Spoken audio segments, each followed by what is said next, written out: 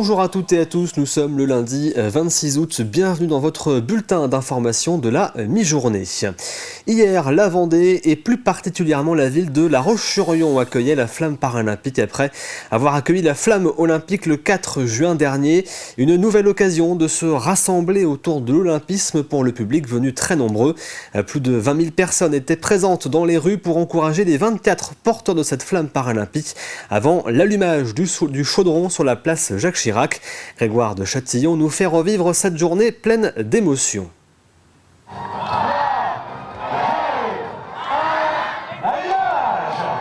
Le chaudron paralympique allumé par Olivier Châtaignier à La Roche-sur-Yon. Le champion de tennis de table handisport était le 24e et dernier porteur de cette flamme qui a fait vibrer la capitale vendéenne. Une flamme qui avait pris son départ un peu plus tôt place Jacques Chirac avec le pilote de handicart Fabrice Dubois, un premier relayeur devenu tétraplégique après un accident de moto à l'âge de 28 ans. Sur une distance de 5 km dans le centre-ville, les porteurs et porteuses de la flamme ont été acclamés par un public venu très nombreux. C'est aussi important que la flamme d'il y a, on va dire déjà 2 mois pour les Jeux officiels. On trouve qu'il faut qu'il y ait du monde aussi pour les Jeux paralympiques. Sportifs ou non sportifs, valides ou non valides, une flamme paralympique portée dans le cœur de ces relayeurs, pour la plupart vendéens. C'est un honneur d'avoir pu porter cette flamme et j'en ai pas les mots, c'était tellement beau, ce monde autour, c'est waouh quoi. Je sais même pas quoi dire, franchement. J'ai vraiment pris plaisir à la porter, il y a eu un peu de stress avant, je l'avoue, mais alors le moment je l'ai vraiment pris en pleine face et c'était grandiose, j'ai jamais vécu quelque chose d'aussi intense. Ah, c'est génial, il n'y a même pas de mots, je dirais. Moi, je suis quelqu'un de très réservé, mais là, je me suis sentie portée par la foule. Et vraiment, c'était génial. C'est une super fierté, une très très grande fierté de porter la flamme paralympique. On sait qu'on va ensuite avoir des athlètes formidables qui vont faire des super records. Donc sincèrement, on est tous ravis de pouvoir porter la flamme aujourd'hui à La Roche-sur-Yon en tout cas. La ferveur est là. 6 athlètes vendéens sont à suivre pour ces Jeux paralympiques de Paris. Le passage de la flamme paralympique à La Roche-sur-Yon était aussi l'occasion pour la ville de mettre en avant l'ensemble des clubs lyonnais et tous les bénévoles investis à l'année pour le sport. Je vous propose d'écouter la réaction de Sébastien Alain, l'adjoint au sport. On a eu le 4 juin, on a eu là aujourd'hui cette flamme-là, c'est énorme avec ce qu'on a vécu la quinzaine des Jeux Olympiques. J'espère que les Français vont être aussi supporters et vont aussi suivre les athlètes paralympiques parce que c'est très important, parce que ce sont vraiment des athlètes. Donc du coup oui, pour La Roche c'est extraordinaire, on verra jamais ça. La flamme olympique et paralympique à La Roche-sur-Yon, en l'espace de 3 mois, c'est énorme, c'est énorme. On peut dire que les triathlètes vendéens sont en forme en ce moment après la médaille de bronze de Léo Bergère aux Jeux Olympiques. La Vendéenne Charlène Clavel a été sacrée ce dimanche en Australie championne du monde de triathlon longue distance. La licenciée des Sables Vendée Triathlon était déjà championne de France de la discipline.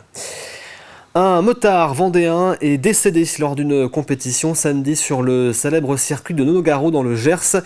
Âgé de 28 ans, il est tombé dans le premier virage de la course avant d'être percuté au niveau du casque par un autre concurrent qui n'a pas pu l'éviter. Les secours arrivés rapidement sur place n'ont rien pu faire. La compétition, l'endurance Ducati, a elle été annulée. C'était l'autre événement du week-end en Vendée, la 39e édition de la fête de l'agriculture. Elle se tenait entre Chavagne-Empaillé et Les Brosils sur un site de 25 hectares. 800 bénévoles étaient mobilisés pour accueillir les dizaines de milliers de visiteurs attendus. Au programme du week-end, battage à l'ancienne, moisse-batte cross, bûcheronnage sportif ou encore spectacle de drones. Un événement important pour les agriculteurs vendéens afin de faire connaître leur métier. Les messages principaux, c'est rappeler au public que c'est bien l'agriculture qui nourrit la société. Donc on est la base de l'alimentation. Cette fête de l'agriculture, ça nous représente, nous, jeunes agriculteurs, de montrer ce qu'on fait au quotidien tous les jours, nos belles choses qui se trouvent derrière. Je pense que chez nous, on a la plus belle agriculture du monde. Même pour les jeunes, ceux qui souhaitent s'intégrer à l'agriculture. Donc il y a des très bonnes écoles pour ça, des stages à faire, de l'apprentissage. Les exploitations sont ouvertes, il n'y a pas de souci. Ils sont de plus en plus nombreux dans le département, les hébergements insolites. Ils rencontrent un franc succès auprès des touristes et permettent de s'évader différemment le temps des vacances. Des tipis, des cabanes perchées dans les arbres, des roulottes ou encore des petites maisons à l'architecture inspirées par la fiction ou par des mondes féeriques. Alors pourquoi ces hébergements attirent de plus en plus? Voici quelques éléments de réponse. Victorine et son fils Noam sont arrivés la veille sur place. Venus de la Côte d'Ivoire pour un mois de vacances en France, ils sont de passage ici pour 2 nuits, hébergés dans ce tipi. J'ai vraiment envie de passer tout mon séjour ici en fait, tellement que le lieu il est extraordinaire, mon petit a apprécié, on a bien dormi, la nuit était très belle et tout, vraiment c'était magnifique. Et hier nous sommes arrivés, nous sommes allés à la plage et tout, et bon voilà, c'est magnifique. J'ai vraiment envie de rester plus que 2 nuits. Nous sommes ici à 600 mètres de la plage des Conches, à Longeville-sur-Mer, spot bien connu des surfeurs. Des surfeurs qui ont opté, eux, pour un logement plus sommaire dans ces dortoirs. Le dortoir, par exemple, on peut venir tout seul. On peut venir aussi le louer en famille, juste une nuit et vous louez les 12 lits. Et puis après, il y a des gens qui nous louent, encore une fois, l'ensemble avec, par exemple, les parents dans l'appartement et puis les enfants dans le dortoir. Les pieds dans le sable, en pleine forêt, un endroit en bord de mer qui ressemblerait un peu à la Californie. Dans le bocage, autre ambiance. Ici, la gérante transporte ses clients dans un monde féerique. Murs et fenêtres tordus, cheminées alambiquées, 2 petites maisons de trolls tout droit sorties d'un dessin animé. Les hébergements insolites, tout nous plaisait pas quand on a regardé. J'aimais beaucoup les cabanes dans les arbres, mais je n'avais pas l'arbre. J'aimais bien les cabanes sur l'eau, je n'avais pas l'eau.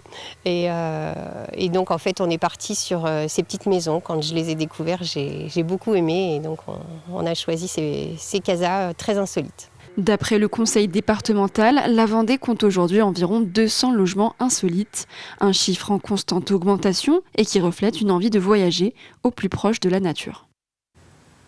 C'est la fin de cette édition. Vous pouvez bien sûr retrouver l'intégralité de nos reportages sur notre site tvvendée.fr. Je vous souhaite une excellente journée devant TV Vendée.